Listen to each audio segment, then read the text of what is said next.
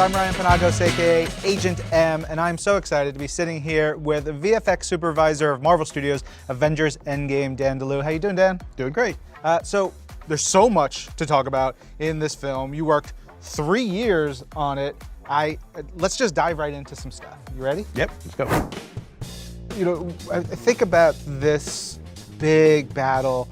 How much creative input do you have in seeing all this come together? You know, you get kind of a rough idea of what the story needs to be. You get a rough idea from like Joe and Anthony. It's like, okay, like, you know, these are the beats we want to do. We want the compound to blow up. We want to make a crater. And, you know, and this is kind of where the dreams come true, you know, in terms of like growing up, loving comics, loving films, and then kind of getting to design these fights. You know, when you're, you know, kind of describe it as you had your little action figures you had when you were a kid, and now they're like, you're grown up, you're doing the same thing, except with real people and stunties and CG characters.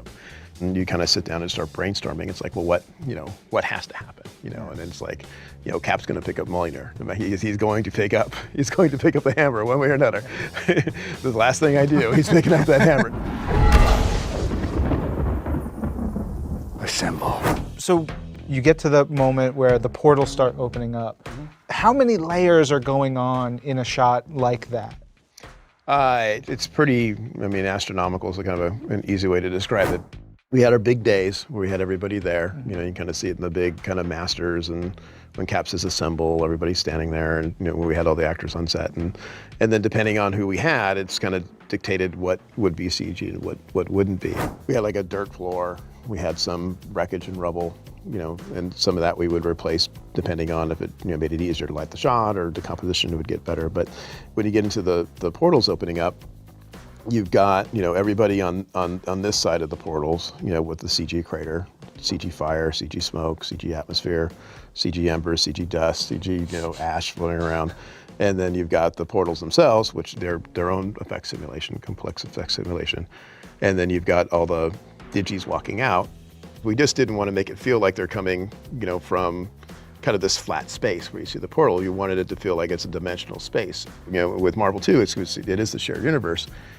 Everything's online. Everything's in the archive. So if you need to go back and get Contraxia, you just go back and get Contraxia. That's so cool. It's just there, right? So, and then we had kind of built portions of New Asgard, so we did portions of New Asgard. So it's like you've got everything in this world and plus everything from all the other worlds that they're coming from. So it's you know, it's almost incalculable in terms of how much we have. Is that everyone? What, you wanted more? We then get into the battle. You get that wonderful scene, Cap rallying everyone, he assembles everyone, charge, and you have a lot of, you know, actual physical, practical people and effects and stuff. They are charging into just hordes of enemies, but those are all VFX, right? Yeah, no, the before and afters in those are the best before and afters ever. In terms of just, you know, in terms of just the work that we did and just the general comedy of what was actually happening on set. So if you look at the shots, and there's the shot where we begin kind of the oneer, where you come in right when Giant Man punches the Leviathan. But when you're zooming in on that, you've got all the heroes running forward, and you've got your actors there, and then there's maybe like 6 guys in motion capture suits running at them.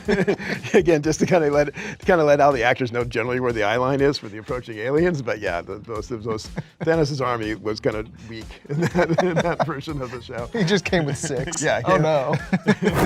Yeah, it's sometimes the befores are just some of the oddly crude things, but it was something that, yeah, it worked. It got him there. It was like, you know, we were hooking it up. We had the kind of the big shot where you kind of went into the live action of everybody together. Then you come up into the air to see Giant Man punch the Leviathan. You go back to CG, and then you come back down again on Panther and Okoye and Shuri, and that was shot as a separate little piece on their set. And then as you pan left, you got a little bit of a CG Drax coming in that pulls you from that lands into the live action Dave Bautista that goes on this kind of, I don't know, large punching bag thing. Yeah. Stunt guys hanging all over it, trying to make sure Dave didn't fall off of it. Yeah. And then there's, you know, the guy in the mocap suit for Korg, which is just all of it. It's this elegant ballet, and it's really neat.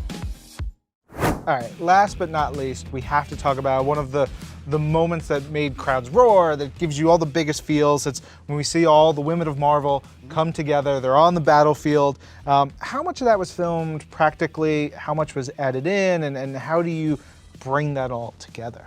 Well, we had everyone there. It's like there was like about 2 or 3 weeks where And everybody's there. You've got every Avenger from every movie that we've done all on set at the same time. And so, I mean, it was a great day to go to set because it's like, whoa, there's Pepper, there's Koye, there's Valkyrie, there's like, all these, all the characters you love are actually there on set. So when they all come together, the idea of having this kind of passing of the torch, passing the gauntlet, there's a lot of symbolism going on. But then it was also something that it was kind of special to do to bring all the women of Marvel together. So when we shot it, you had everybody there. Valkyrie we put in later as a different element because she was in the back of the Pegasus. You didn't have a practical Pegasus for this. We tried, but again, that's probably like 3 years out. Cloning's 2 years out, 3 years. It's like, but anyway, she's landing in the back. So for the most part, we had everybody there, and so we went ahead and shot them. You pull them, you'll add, Pepper's armor later. You'll have, Hope comes in as the Wasp and grows. So you'll actually have Evangeline there, kind of walking, in the shot, and then you just kind of paint her out, and then just kind of, have the Wasp grow into her size. I was sitting in a crowd opening night, and I watched a kid in front of me jump up out of his chair, arms up in the air, scream. Everybody's like crying and laughing and cheering. How much fun is it for you guys to put all this together and to see it work? I think it's the best part. It's the, we're all fans too, right? So then there's all these moments that you want to see, and for us it's something that you see it in previs, and you're kind of like, okay, that's really cool. It's gonna be really great. And so you see all these scenes and pieces, and you see them kind of come together in editorial. And I remember the first time, we kind of cut the portals together, and Jeff Ford called me and he said, take a look, and it's like, get a little tear in the corner of your eye, and then you're kind of like, this is great, this is gonna work. And you kind of, and part of the fun is then going to see with the real audience and kind of see, okay, is this gonna work? And then you're sitting there and you're like, oh my God, this really works. You go opening weekend and people are just going nuts over it. And it's like, I think that's the best part, the most rewarding part, that everybody loved what we did, which is great. Dan, thanks so much for sharing so much about Marvel Studios' Avengers Endgame. Make sure you hit that.